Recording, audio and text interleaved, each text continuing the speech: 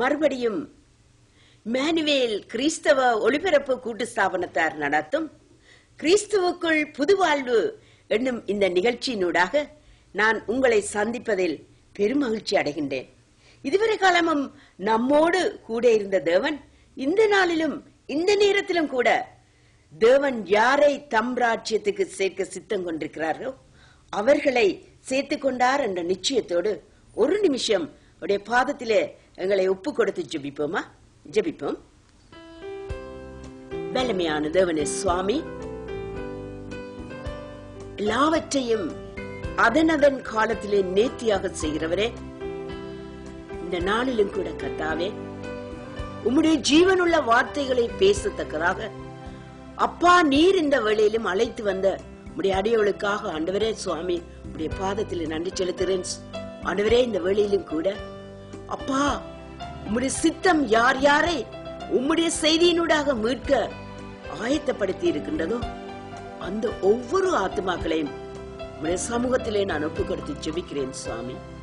கர்த்தர் மேலானவர், கர்த்தர் வீட்டை கட்டாராயில் கட்டுறவர்களுடைய பிரியாசம் விருதாண்டி சொன்னேன். அன்பு தகப்பனே, இந்த நாளிலும் நீர் கட்ட இருக்கிற ஒவ்வொரு வீடுகளுக்காகவும் நன்றி செலுத்துகிறேன். ஒவ்வொரு ஆத்மாக்களுக்காகவும் நன்றி செலுத்துகிறேன். தகப்பனே, ஐயா குட்டி சாமுவேல் உம்முடைய சமூகத்தில கர்த்தாவே பேசும் அடியேன் கேட்கிறேன் என்று சொன்னது போல ஆண்டவரே, ஆவியானவரே, இந்த வேளையிலும் கூட அடிமையை உம்முடைய சமூகத்தில ஐயா தாழ்த்துகிறேன் சுவாமி. உம் சிலுவையின் மறையிலே வைத்து உம்முடைய ஜீவனுள்ள வார்த்தையினூடாக பேசுங்கள் என்று சொல்லி என்னை தாழ்த்தி ஜீவனுள்ள தேவனுடைய சமூகத்திலே ஒப்புக் கொடுக்கிறேன். அன்பு தகப்பனே, ஆமென். அன்பானவர்களே, இந்த நாளிலும் கூட சூழ்நிலைகள் மாறி போய்கொண்டிருக்கிற இந்த நாட்களை நாங்கள் காணக்கூடியதாக இருக்கின்றது. நேற்றிருந்த சூழ்நிலையின் வாழ்க்கையை பார்க்கும்போது இன்றைக்கு அந்த வாழ்க்கையில எல்லாம் சீரழிக்கப்பட்டு தலைகீழான மாற்றத்தை காணுகிறோம். நேற்றிருந்த தேசத்தின் சமாதானத்தை இன்றைக்கு பார்க்கும்போது இன்றைக்கு தேசத்தின் சமாதானம் சொல்ல முடியாத ஒரு அக்கிரம நிலைமையிலே போடிக்கொண்டிருக்கிறதை காண்கிறோம்.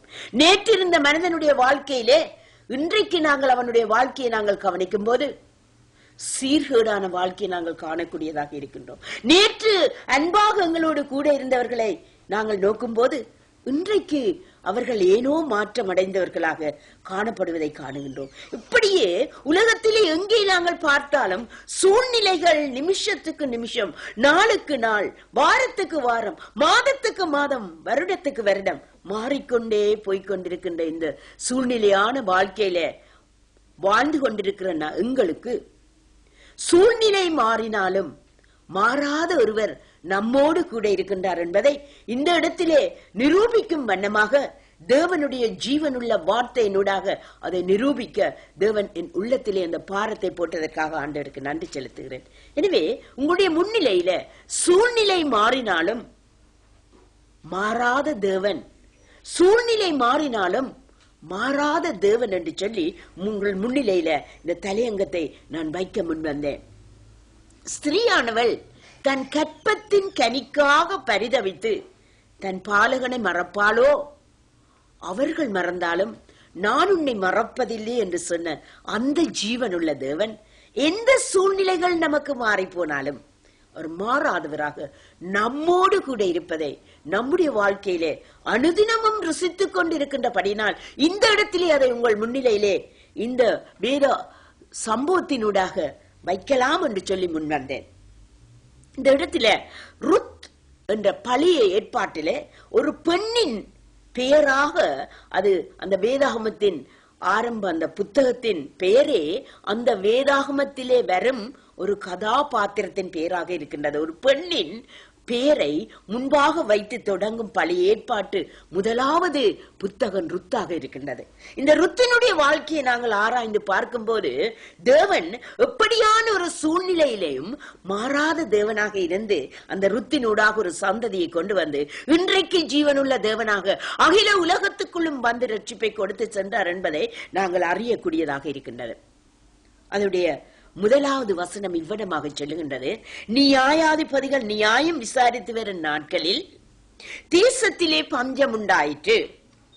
அப்பொழுது யூதேயாவில் உள்ள பெத்லகேம் ஊரானாகிய ஒரு மனுஷன் தன் மனைவியோடும் 2 குமாரரோடும் கூட மோவாப் தேசத்திலே போய் சஞ்சரித்தான் என்று சொல்லி இந்த வசனம் ருத் 1 அதிகாரம் 1 வசனம் சொல்லுகின்றது.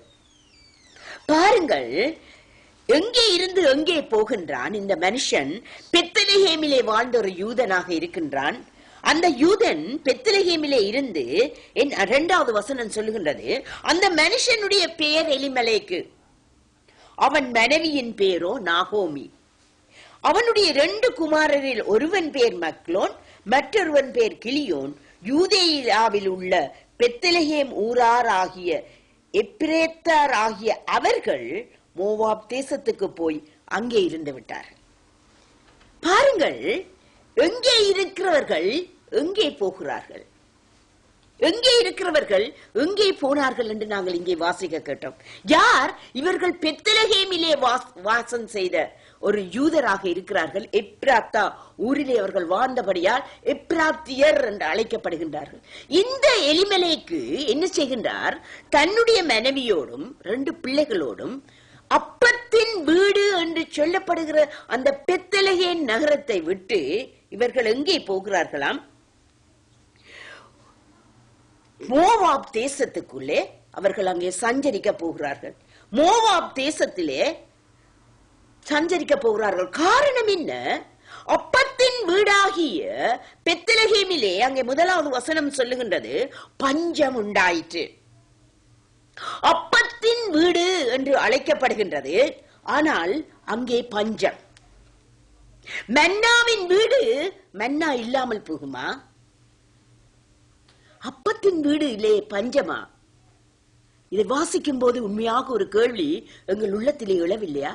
அப்பத்தின் வீடு என்று பெத்லகேம் சொல்லப்படுகிறதே, அப்படியானால் அந்த வீட்டுக்கு பஞ்சம் பெற காரணம் என்ன? தேவ பிள்ளையே, நீ தேவ பிள்ளை என்று சொல்லுகின்றாய், தேவனால் மீட்கப்பட்டது என்று சொல்லுகின்றாய், தேவனுடைய ஆவி உன்னோடு கூட இருக்கின்றது என்று சொல்லுகின்றது. நிறைவான ஜீவனுள்ள சமாதானத்தின் தேவன் நம்மோடு இருக்கின்றார். ஆனால் நீ சமாதான குறைவாக இருக்கின்றாய், சமாதானத்தை தேடி எங்கேயோ ஓடுகின்றாய். அப்படியானால் உன்னுடைய சமாதானம் எங்கே போனது?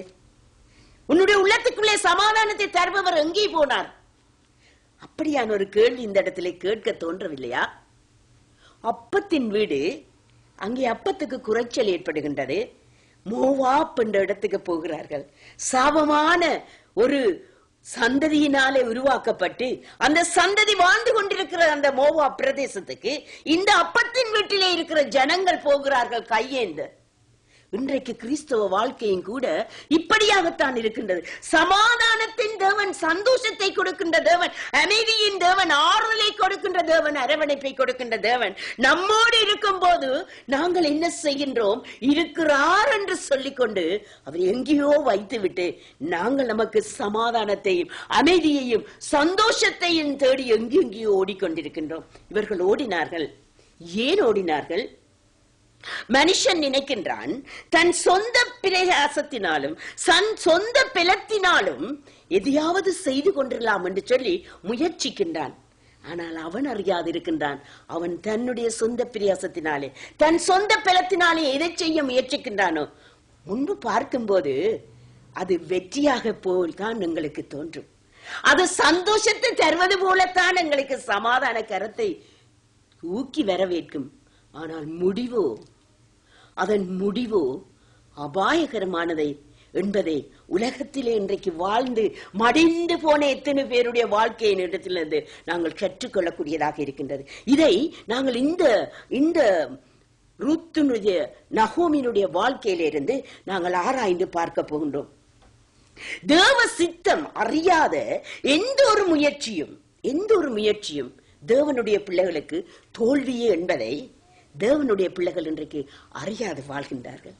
தேவனுடைய பிள்ளைகளாக இருக்கும் தேவ பிள்ளையே, நீ எந்த ஒரு வாழ்க்கையில ஒரு தீர்மானத்தையோ அல்லது எந்த ஒரு நோக்கத்துக்குரிய முயற்சியோடைய நீ முன்னாலே வர நீ எத்தரிப்பாயானால் அங்கே தேவ சித்தம் அறியாமல் எந்த ஒரு முயற்சியும் தேவ பிள்ளைகளுடைய வாழ்க்கையில அது முன்னுக்கு நம்பிக்கையை கொடுப்பது, வெற்றியை கொடுப்பது போல இருந்தாலும் கூட அதனுடைய முடிவு தோல்வியே என்பதை நீ ஏற்றுக்கொள்ள ஆயத்தமாக இருக்கின்றாயா?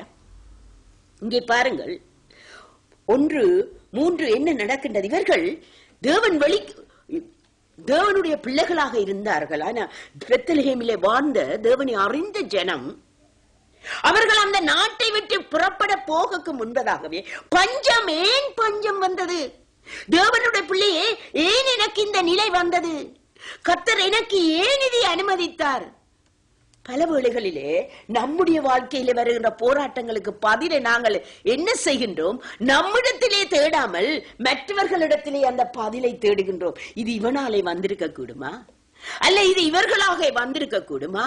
இப்படியாக பல கேள்விகளை நமக்குள்ளே போட்டு நமக்குள்ளே இருக்கின்ற சமாதானத்தை இழந்து போகிற பிள்ளைகளாக இருக்கின்றோம்.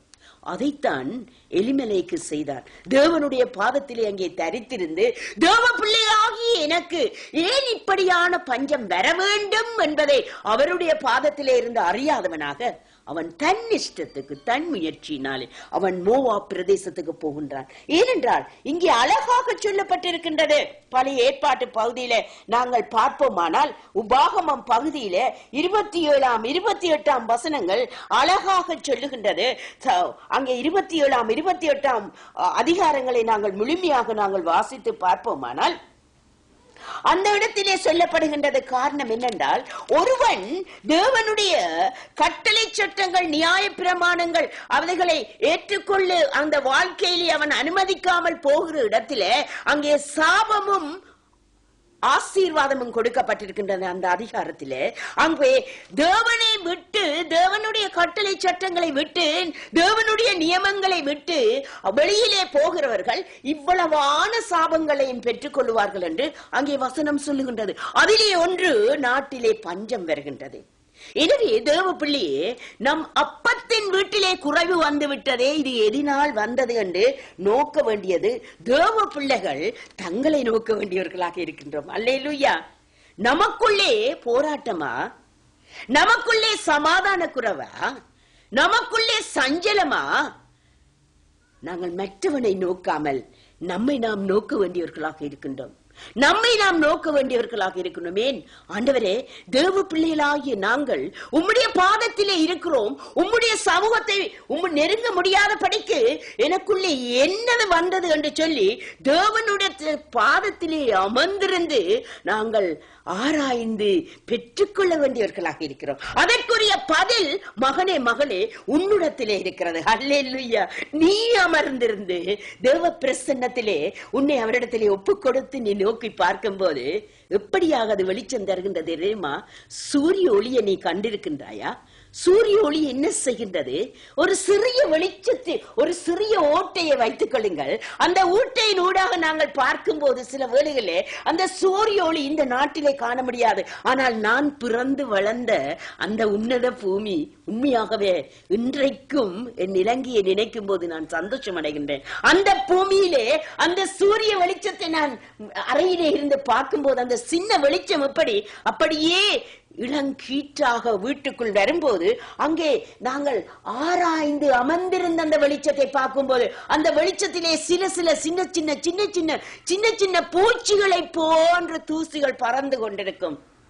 அதை நாங்கள் காணக்கூடியதாக இருக்கும். அது எப்பொழுது அந்த சூரிய ஒளிச்சியை நாங்கள் நேரடியாக இப்படி பார்த்து கொண்டு இருக்கும் போது நம்முடைய வாழ்க்கையிலே நாம் எந்த அளவாக தேவனோடு நெருங்குகின்றோமோ, நாங்கள் எவ்வளவாக தேவனுக்குள்ளே ஐக்கியப்படுகின்றோமோ அப்பொழுது நம்முடைய வாழ்க்கையில இருக்கிற அழுக்குகளும் தூசிகளும் இந்த சூரிய வெளிச்சத்திலே எப்படியாக இந்த பூச்சிகளை போன்று இந்த தூசிகள் பறந்து கொண்டிருக்கின்றதோ அதே போல நம்முடைய பிள்ளைகள், நம்முடைய அக்கிரமங்கள், நம்முடைய அநியாயங்கள், நம்முடைய நடக்க முடியாத பிழையான சம்பவங்கள் அவருடைய சூரிய வெளிச்சத்திலே அங்கே தெரிகின்றது. இது எப்பொழுதாவது நீ இருந்து உன்னுடைய வாழ்க்கையை ஆராய்ந்து பார்த்திருக்கின்றாயா?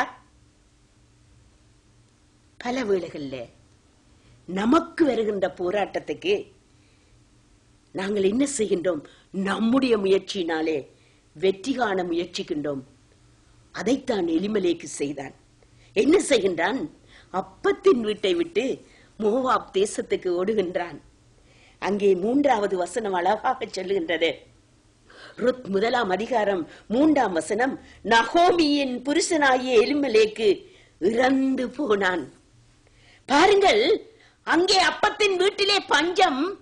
2 பிள்ளைகள் வாழ வேண்டும், என் மனைவியை நல்ல இடத்திலே இருத்தி வைக்க வேண்டும், நாங்கள் சந்தோஷம் சமாதானமாக வாழ வேண்டும், இங்கே எருசலேமிலே இருந்தால் மரித்து போவோம் என்று நினைத்து நல்ல திட்டத்தோடு நல்ல சிந்தியோடு நல்ல நோக்கத்தோடு மோவாப்புக்கு ஓடின எலிமலேக்கு வாழ முடியாதவனாக மரித்து போகின்றான். காரணம் என்ன? தேவ சித்தம், தேவ திட்டம் இல்லாமல் அவனுடைய வாழ்க்கை அங்கே மாற்றி அமைக்கப்படுகின்றது. எந்த இடத்துக்கு ஓடக்கூடாதோ அந்த இடத்திலே ஓடுகின்றான். அங்கே எந்த நோக்கத்தை அவன் நினைத்தானோ நல்ல நோக்கத்தை நோக்கினான்.